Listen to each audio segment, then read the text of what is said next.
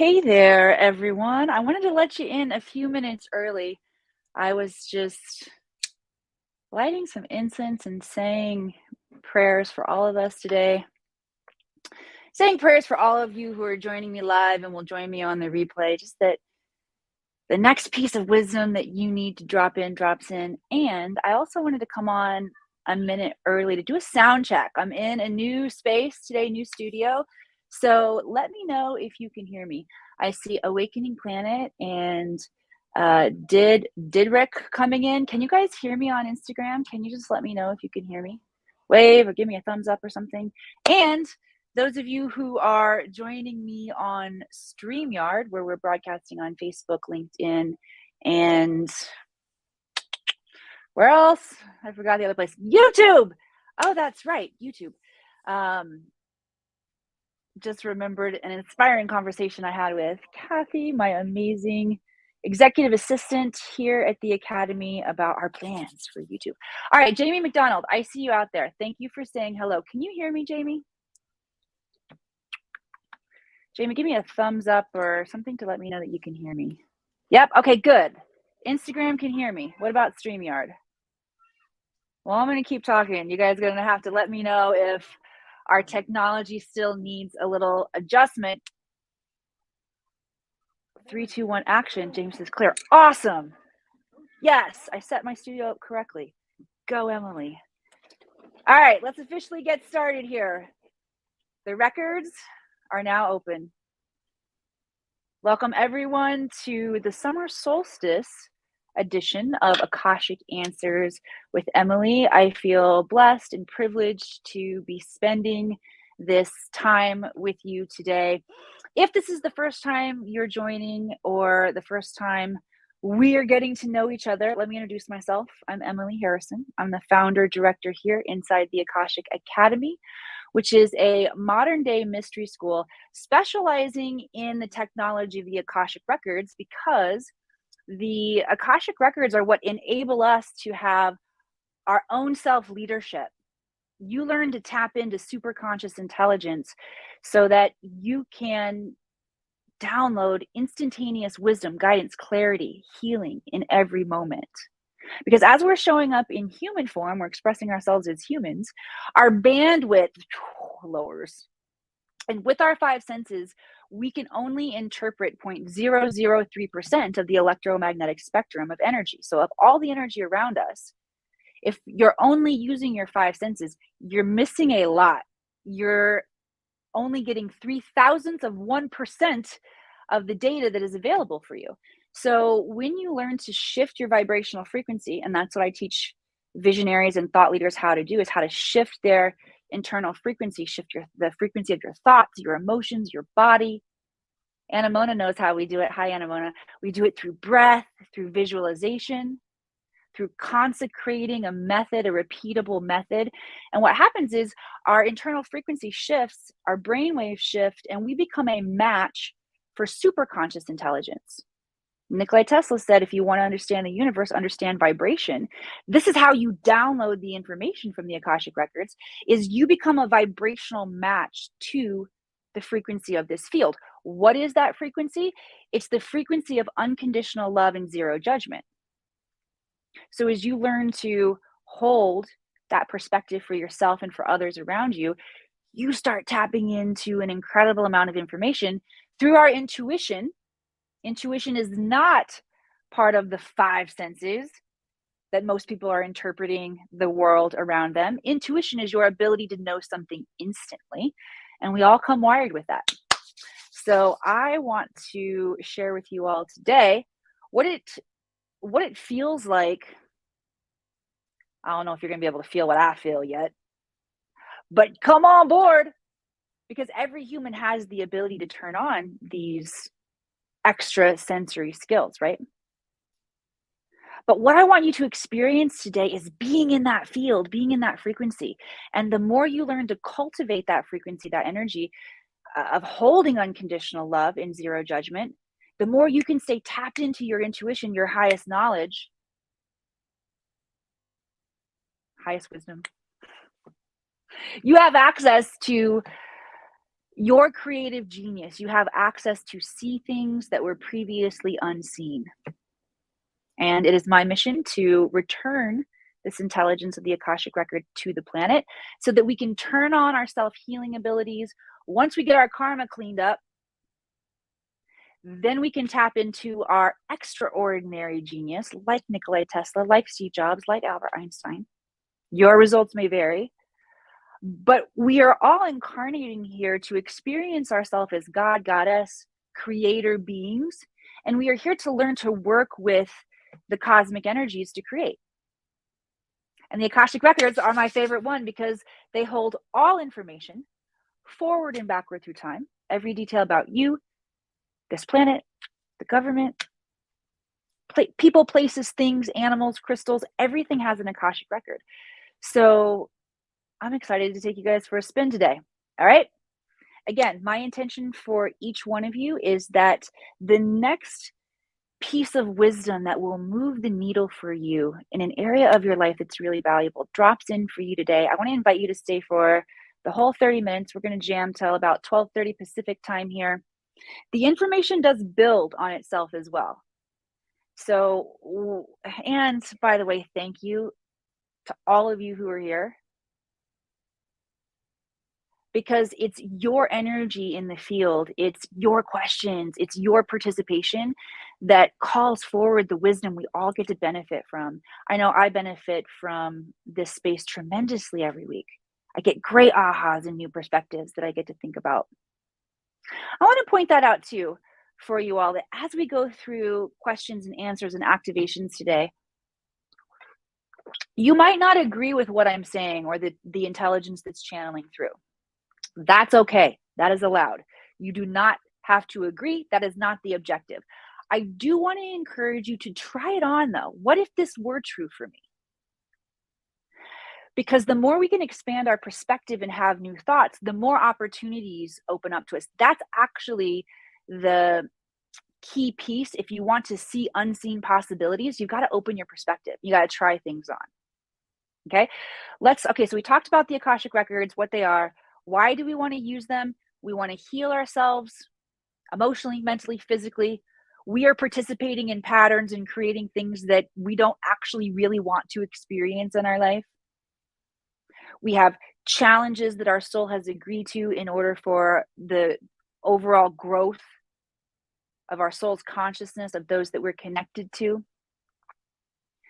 And once we see the bigger picture, or we move from this space of limited consciousness to infinite consciousness, then we have more information to fill in the gaps. It's much easier to navigate as you have more information.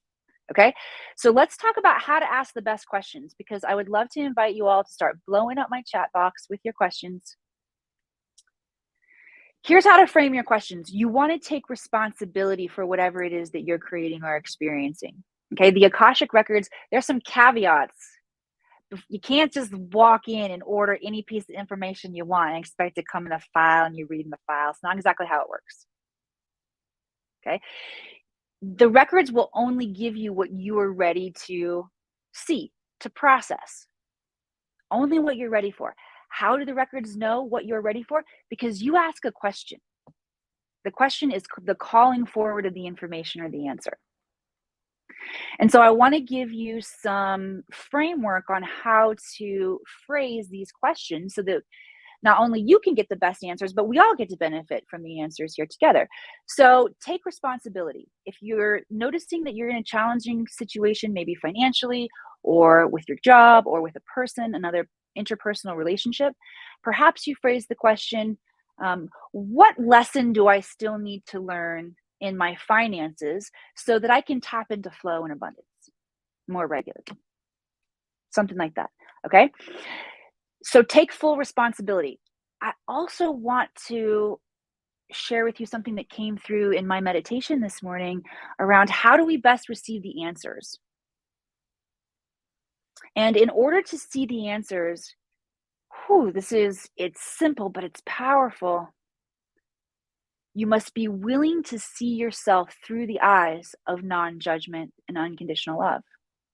And so many of us have traumas and blockages and self-worth issues, that it can be challenging to see yourself through this perspective. I want to encourage you to do that today. Throw caution to the wind. Reckless abandon. Just love yourself today. Just give yourself some grace, people, okay?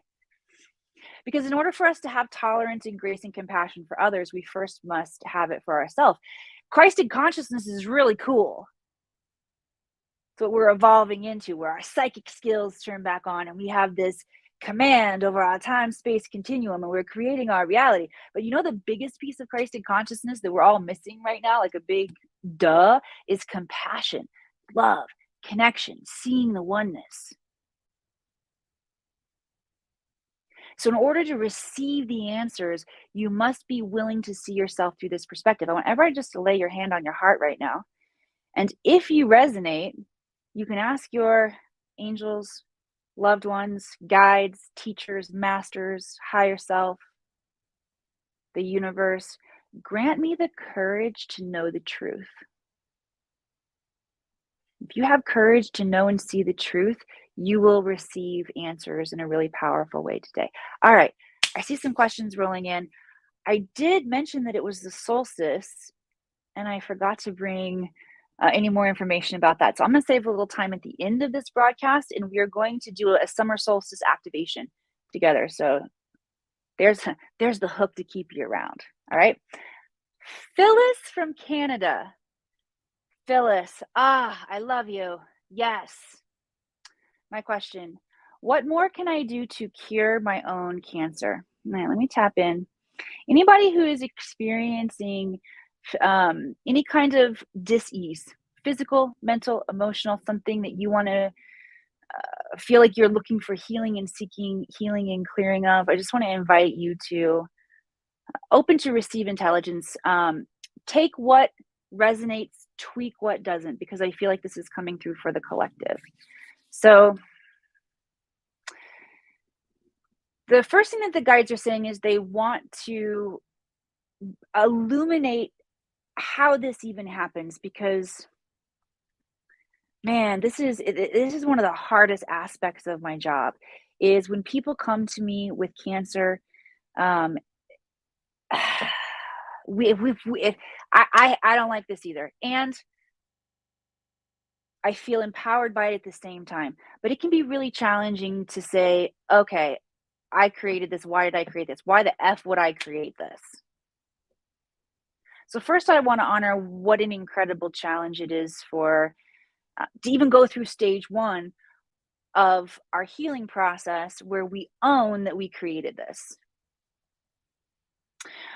My mentor in the Akashic Records talked about one of the most powerful healing statements, and it's so simple, is of course I did. Of course I created this, because I've been holding years of anger and resentment and trauma that I didn't express. So that's what the guides want everyone to see, is that what happens is that we stuff our emotions, and emotions are stored in the soft tissues of the body. There's a strong link to the sacral chakra as well for unstored emotions, unprocessed emotions. And that's what happens when we store things. Think about how you store things in your garage.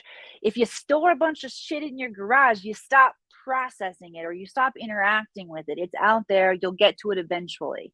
It's making sense. Send some love like hearts across the screen if this is making sense. I also just want to call in healing, a transmission of healing with this intelligence that's coming in from the guides today. So may we all receive a measure of healing and light for ourselves, our own bodies, for those that we love, as we're present to this intelligence coming through today. Okay. Powerful. I felt that. Thank you. Thank you, Miss Phyllis. I feel it, the Kundalini moving up my spine. So what happens is we have emotions that come up that we don't want to feel, and so we stuff it. Okay. It gets stored in the body. What we have to do is we have to move it out. And the next step is face and feel.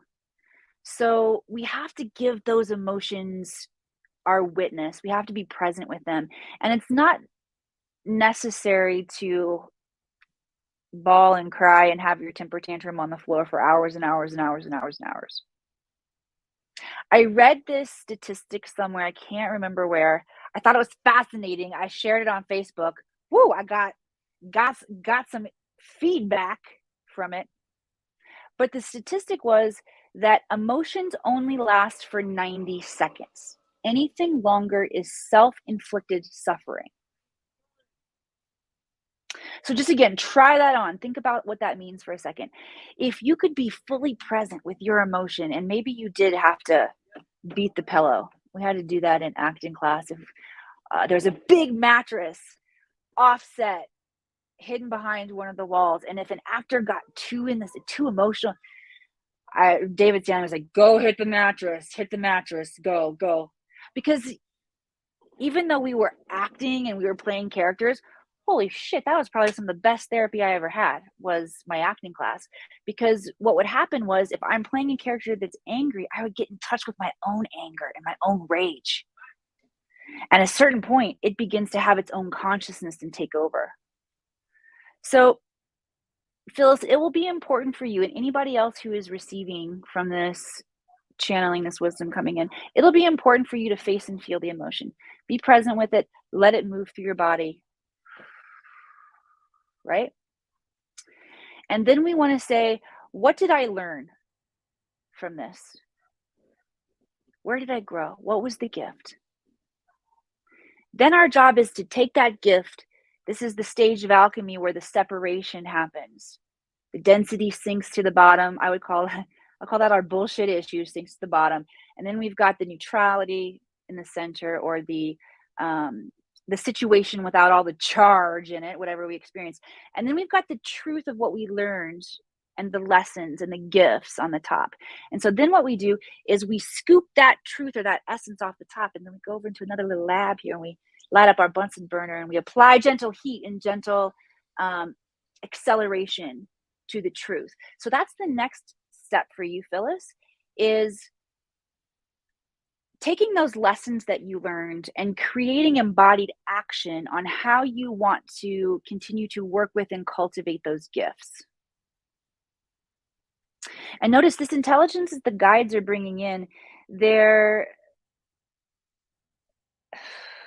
saying, remember all of the things that you can do, because you want to come at it multidimensionally when you are working to heal yourself. So you want to think about food and rest and sunshine and supplements, perhaps. But the inner dialogue that you want to have is what the guide stated here, which is first owning it. Let's see, what was the second thing they said? Face and feel. They're reminding me as it comes out. And then, what did I learn? And how am I going to take this new truth or this new essence of who I am and cultivate this version of me, in spite of the treatment and the healing that you're going through? Everybody, give it up for Phyllis, please. Thank you so much for the vulnerability and letting us all learn today from your question and to experience activation. And I'm just sending you an extra dose right now because I love you so much, Phyllis. Cool. Okay, let's grab another question. I saw a good one here on Instagram. Bads Gonzalez, what can I do to get out from a cycle of financial crisis? Ooh, good one. All right, so let me tap in and see what the guides want to say about financial crisis.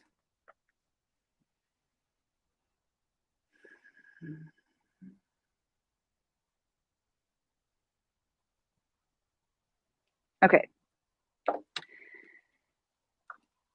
Make a couple notes here because a lot came in on that. I just want to make sure that I hit all those pieces. Okay.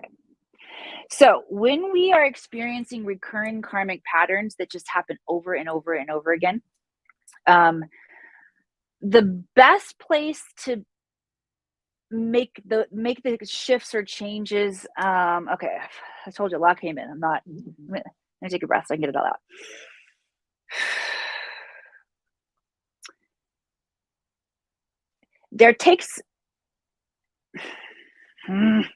Okay, so when we're in a recurring pattern, we have to go back to the methodology that was just outlined through Phyllis. Same freaking principles apply.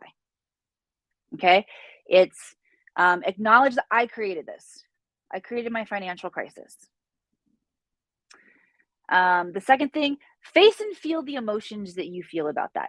Because one of the reasons that we repeat patterns over and over again, the guides are saying, is because we won't just face the emotions. If we were to face the emotions of like, oh God, this feels really shitty, and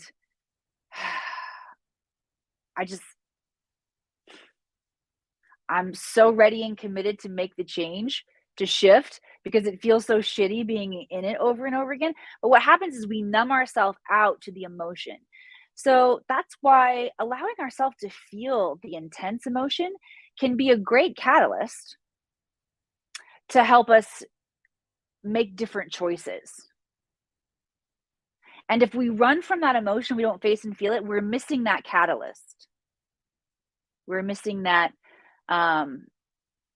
It's almost like okay, so here's how the guides are describing it right now, is if any woman has ever given birth out there and without an epidural, because if you go through the process of, bringing the baby through, and the moment the baby's head crowns and moves out, if you have an epidural, you're not present to all of that energy, but there's a huge rush of endorphins that come through.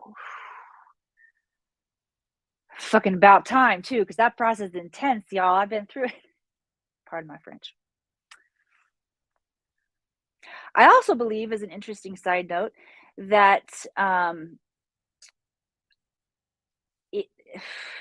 the pain associated with childbirth is something that has been mentally and physically and experientially consecrated by modern day women, and we don't actually have to choose that. There's a tribe of women in New Guinea who don't experience that, but just goes to show you like how powerful our minds are, right? Okay, so back to facing and feeling. We got to face and feel the energy around what we're not wanting to experience with love and compassion for ourselves, but face it and feel it. And then ask yourself, okay, what am I learning about myself here? How am I growing? If it doesn't feel like you're learning or growing, maybe you want to tweak the question just a little bit. Maybe you want to say, what is my lesson in this? What lesson is there here for me? Okay. And what I am hearing specifically for bads regarding this question, and I feel like this is going to be true for many of you. Oh, sorry. Don't shoot the messenger. I'm just the messenger. Look at learned helplessness. And again, if you're willing to look at yourself through the eyes of non-judgment and unconditional love, you're going to be able to see where you have picked up this trait and consecrated this trait of learned helplessness. I still look at places in my life where my story supports learned helplessness, a story that I'm telling myself, rather than changing that story and telling myself a story that is empowering. Learned helplessness, though, is a sabotage mechanism that allows us to bow out. Ain't no bowing out around here, y'all. We're leaning into our issues. All right, so that would be how to shift this financial crisis and what you need to learn. Go through those same steps.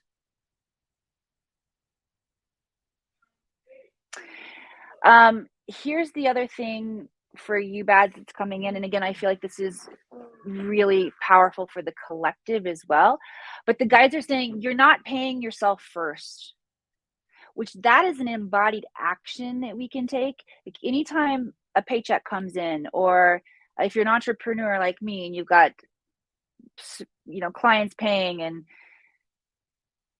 the income coming in through Stripe and PayPal and all the different ways, right? When it lands into the business bank account, make sure you or your accountant is paying you first. That's another piece that's coming in, is just look at your financial responsibility and the choices that you're actually making. Because the vibration of wealth and prosperity, yes, it feels like it can be a big destination goal. I want to get to the point where I'm making 6 figures a year, 7 figures a year, 8 figures a year.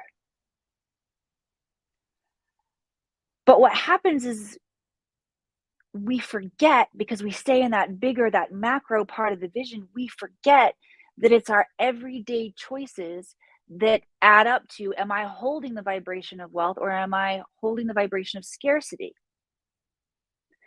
So take it all the way down, Bads, to the microcosm, and every way that you're interacting with money. Is it of a high vibration? Do you feel safe? Do you feel happy with how you're spending the money?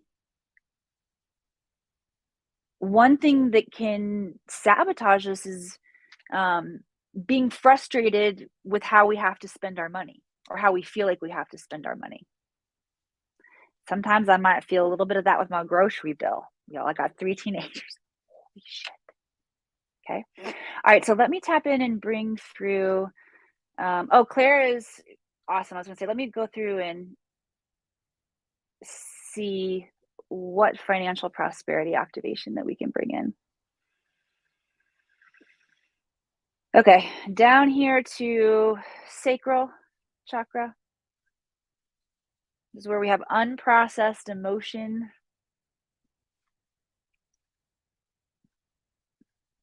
And I want you to, let's bring in some solstice energy on this one. Feel this powerful diamond white light from the solstice moving into your sacral chakra, unlodging those unprocessed emotions so that we can fully face and feel all of our thoughts about money, the ones that we've been programmed with, the ones that we've adopted through challenge and struggle. And those of you who have karmically learned to hold the vibrational frequency of prosperity and abundance, thank you. Please stay present to this activation and hold space for all of our brothers and sisters. This is ours by divine right. I talked before about consciously creating our reality. We've got to clear our karma and move out of survival mode before we can consciously create to the potential that we were designed. It's just feeling these massive amounts of diamond white light, energy of pure love moving into the sacral, the womb area, helping us to clear those old programs, face and feel, and then create space for the birth of new paradigms, the birth of a new relationship with money. And may every human on our planet tap into this wisdom and knowledge, this knowingness.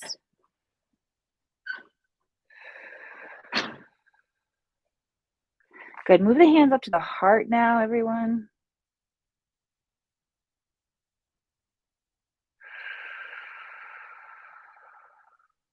And then gently opening the palms as if you were letting all of that solstice light into the heart. Let that diamond white energy flow into the heart. I want you to think about right now, everyone, who do you want to be? If you know me, if you've hung around here for a while, you know I'm a visionary. I've got big plans for how I want to show up, how I like to show up. Many of you are similar.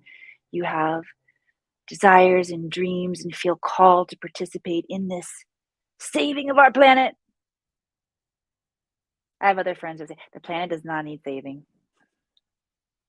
That's true too. But you feel called here on this mission to make a positive impact. And I'd like to help you get really clear about what does that tangibly look like? What's the plan? What are the steps you need to take? I'm giving you permission to throw all of that out in this moment. Just think about who you want to be in your highest potential. What does your job look like? What do your relationships look like? How do you get to spend your time? We did some womb clearing and some heart opening. We're prepared now to send that vision out, communicate with the field on this powerful day, the solstice, the alignment of our solar system and our galaxy. Streaming codes of light. We have more light today than any other day of the year. And I want you to imagine your third eye connected with the dodecahedron, this crystalline grid of energy that surrounds our planet. And I want you to imagine sending in the information, sending in the intelligence. Isn't this cool? The Akashic Records, we not only can download information, but we can upload it too. And we're uploading right now to the grids of the planet.